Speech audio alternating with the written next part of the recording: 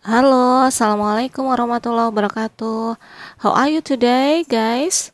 I hope all of you are in a good condition, and so do I. Okay, guys, according to the syllabus, today we will discuss about the material, water, and electrolytes balances and imbalance in human body. But before we start the class today, first, let's pray together. Pray begin. Bismillahirrahmanirrahim. Raditu billahi rabbah wa bil islami dina wa bi muhammadin nabiyya wa rasulah. Rabbi zidni ilma warzuqni fahma. Amin. Allahumma amin. Guys, as well as we know, water is something that is important in our life. Water is the main constituent of the human body. Water is the body's main solvent, and water comprises 60 until 70% of total body weight. Actually, the human body cannot exist without the water. To make your understanding clear, please see the picture on the right side. Guys, if we talk about the sources of body water, actually, the sources of body water divided into two groups. For the first is endogenous sources, and for the second is exogenous sources. Included on endogenous sources are drinking water or beverages, approximately 1000 until 1500 milliliters, and then water from cooked foods. Actually, if we talk about the water intake through mode, is highly variable, 1 until 5 liters. This depends on social habits and climatic condition. Include on exogenous sources like metabolic water, approximately 400 milliliters, and the metabolic water is produced during metabolism oxidation of food substances. This process is happen on the electron transport chains, aka ATC. ATC is a process in which the NADH and FADH produced during glycolysis. Okay, next we talk about the distribution of body water. Please look at the picture. On the picture, you can see if the most of the body water in our body include intracellular fluid, approximately 75%. And the remaining 35% is divided into plasma, 8%, interstitial fluid 25%, and transcellular fluid approximately 2%. Let's calculate together how much water is in a liters.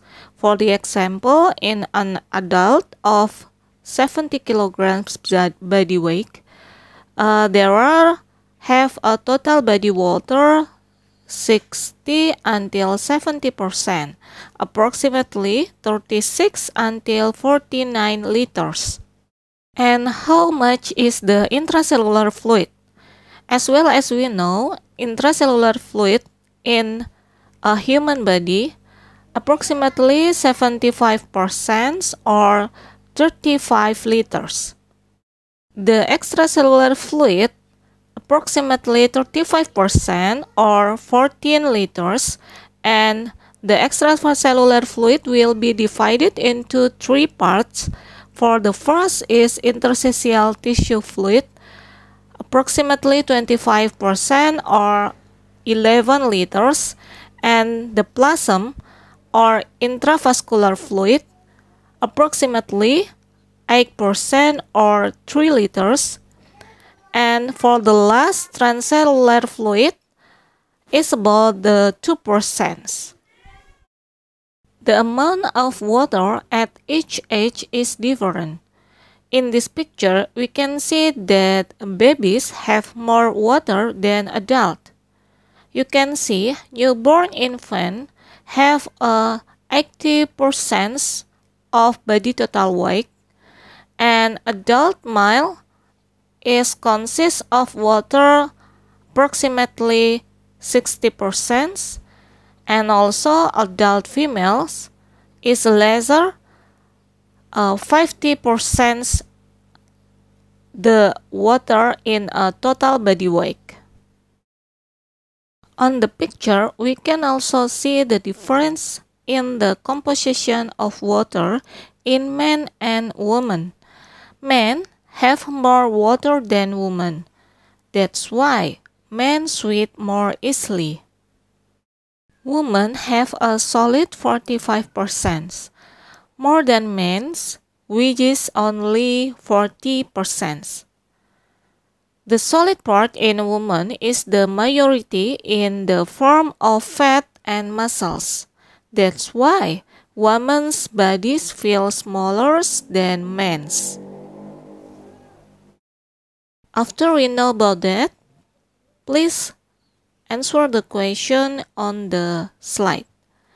Body water content in percentage of a body weight is lowest in blah blah blah. And the choices are A. Well-built man, B. Fat woman, C. Well-nourished child, and D. Fat man. And the answer are B and D. Fat woman and fat man. So, the fat person has a small amount of water.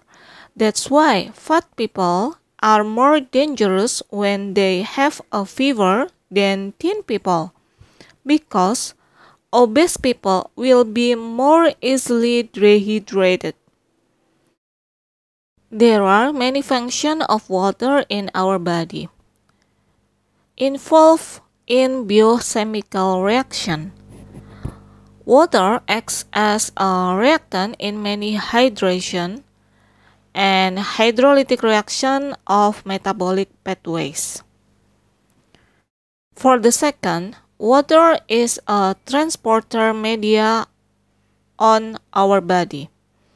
Transportation of nutrient and waste metabolites through aqueous media of blood and tissue fluids. For the third, water have a function to the regulates body temperatures. And also water have many functions to transport hormones, enzymes, blood platelets, and red and also white blood cells. Waters also act as a solvent for electrolytes and non-electrolytes. Water also facilitates digestion and promoting elimination of ingested food. And for the last, water have a specific function for the serve of tissue as a lubricant. Next, we will talk about the body water input and output. Body can gain water by ingestion and metabolic. For the ingestion of liquid and moist food, approximately 2,300 ml per day. But metabolic synthesis of water during cellular respiration, approximately only 200 ml per day. Our body can lose water through a kidney evaporation from the skin, exhalation from the lungs, and also feces. Guys, you can see at the picture. On the picture, we will know if the average daily intake of water per day approximately minimum 2,500 ml. And also, the average daily output of water per day approximately 2,500 milliliter per day. So, if we calculated the water intake minus water output, same as 0. Next, we will talk about the body electrolytes. What are electrolytes? I believe all of you know about what are electrolytes. So, the electrolytes are substances when dissolved in solution dissociate into ions.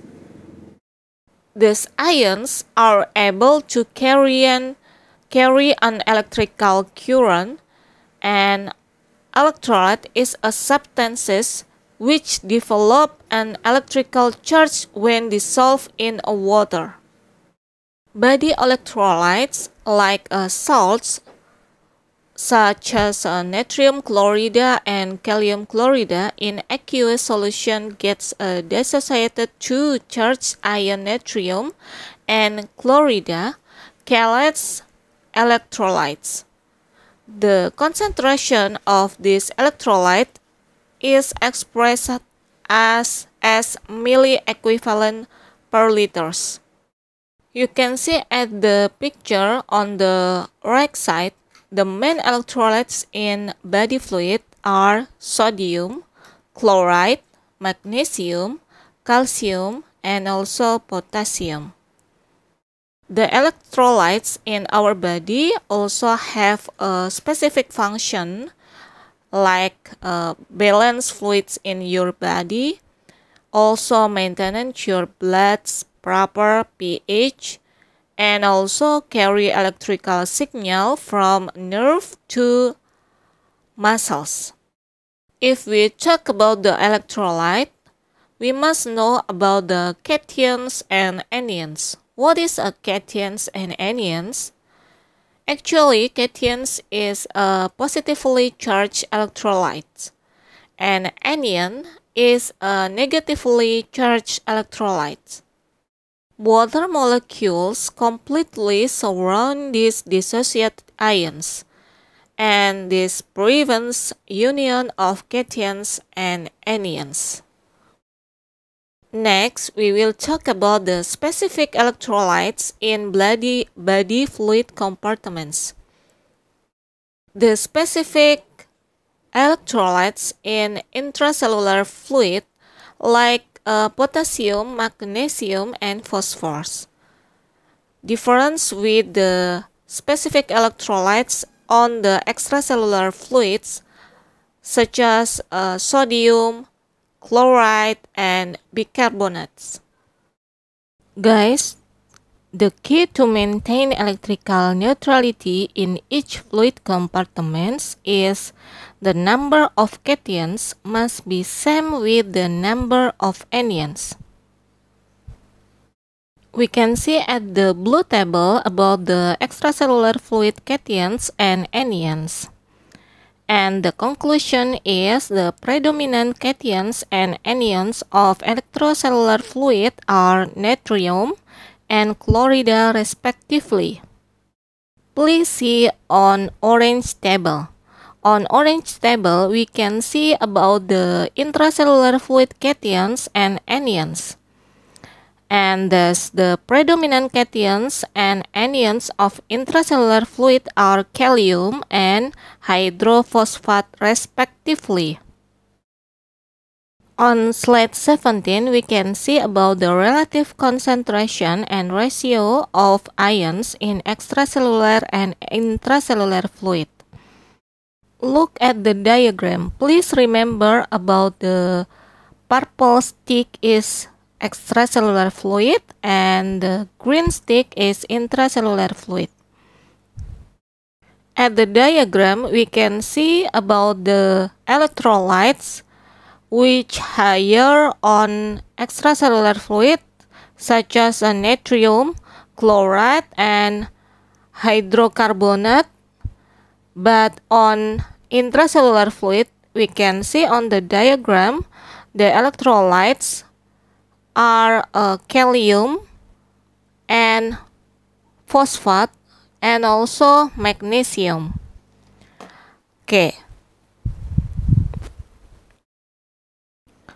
On 18th slide, we can see the comparative electrolyte on the blood plasma, interstitial fluid, and intracellular fluid.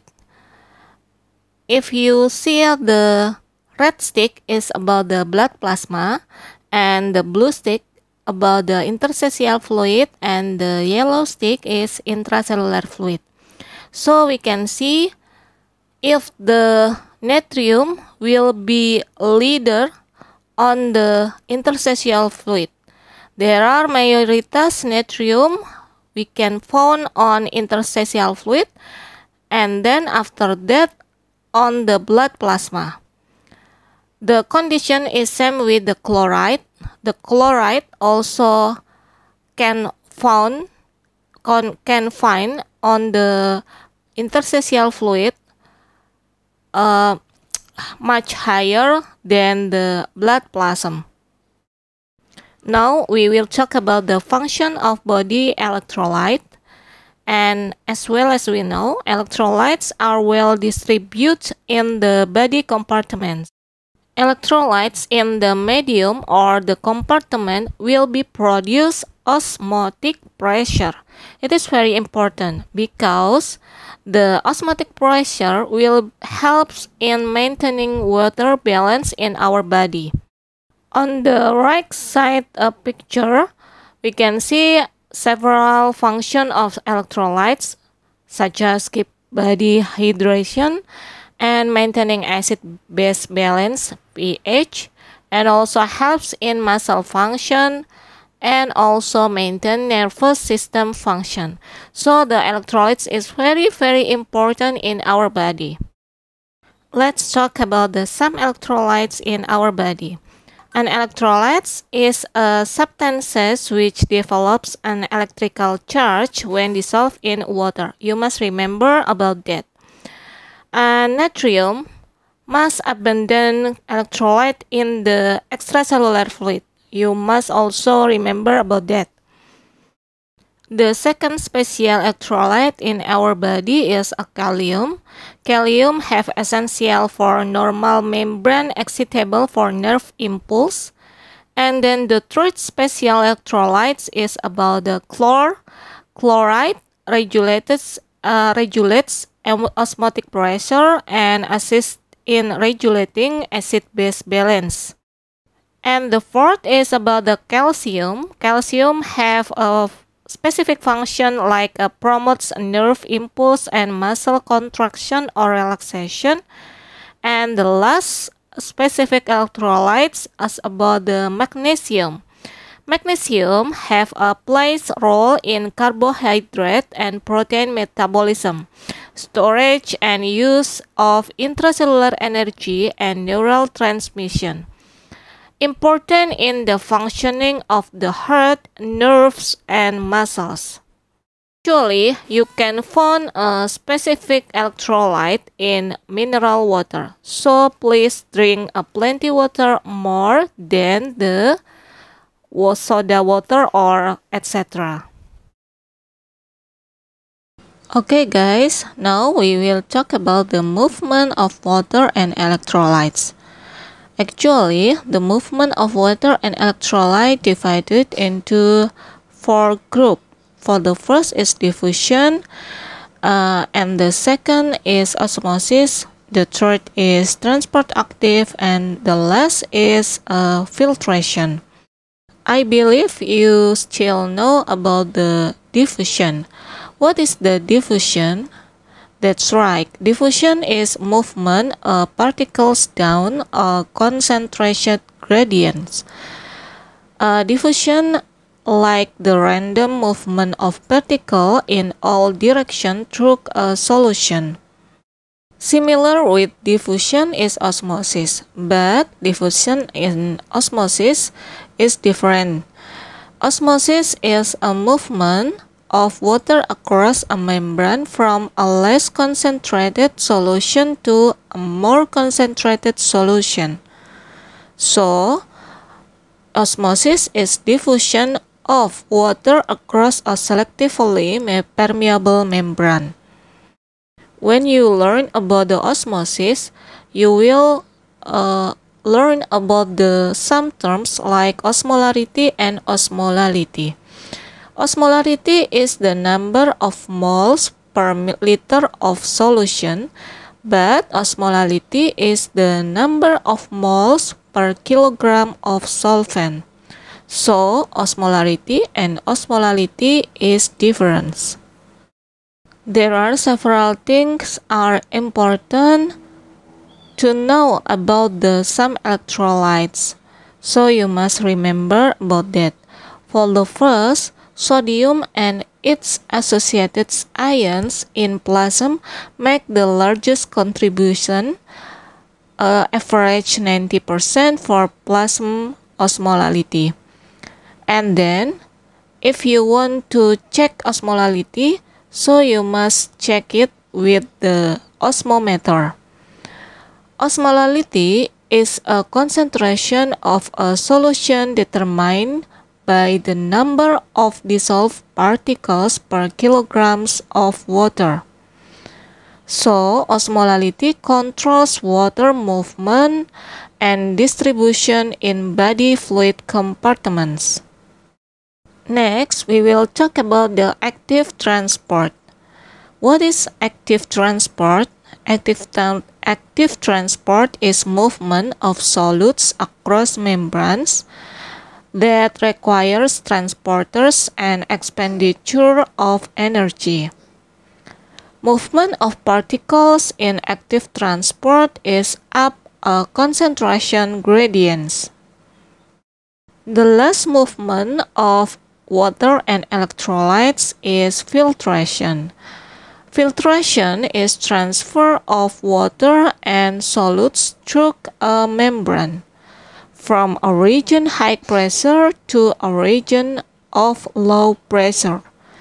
If you talk about the filtration, so you must remember about the specific organs like kidney, because the kidney is main organ which help the activity of filtration. Now we will talk about the normal fluid and electrolytes exchange in body. Water and electrolytes movement in and out of cells. Normally in a healthy body there is osmotic equilibrium maintained in each compartment. In a healthy body, the semi-permeable cell membranes, it can allow only passage of water, but no electrolytes through it. In patient body which have disturbance in osmotic equilibrium of compartments, draws water from the compartment will lower osmotic pressure, or it called hypotonic, into the compartment with higher osmotic pressures, it called hypertonic. The condition which held until equilibrium is restored.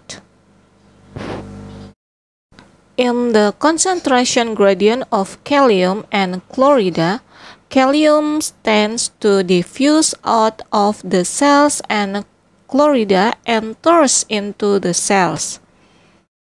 During difference in electrical potential, for the example in relatively negativity inside the cells, they tend to keep chlor out and kalium in.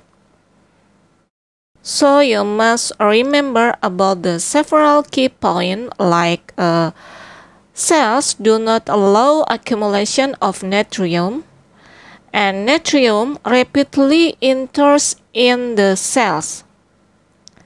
By the sodium pump, natrium is effectively extruded out from intracellular fluid.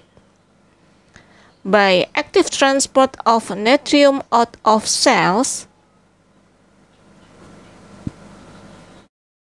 However, in case of natrium diffusion into cells, it is favored by both the concentration gradient and electrical potentials.